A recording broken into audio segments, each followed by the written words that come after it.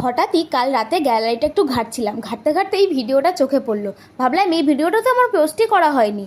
তো তারপরে কি, তোমরা ভাববে যে এই ভিডিওটা তো অনেক দিন আগেরই, কিন্তু এটা এখন কেন ছাড়া হচ্ছে। কিন্তু কি বলবো বলো তো, ভিডিওটা পোস্ট না করে আমার একদমই ডিলিট করতে ইচ্ছে করছিল না। তো সেই জন্য এই ভিডিওটা আমার পোস্ট করা।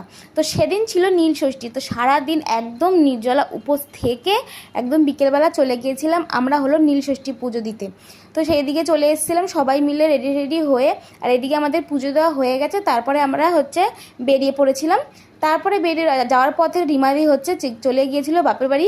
সেখানে গিয়ে আম পাড়ছিল, বাড়িতে নিয়ে যাবে তাই। নীল ষষ্ঠী পর্যন্ত তো আম আমরা খাইনি, এইবার নীল ষষ্ঠী হয়ে গেছে, এইবার আমরা আম খেতে পারবো, সেই খুশিতে আমরা আম পেড়ে নিয়েছি।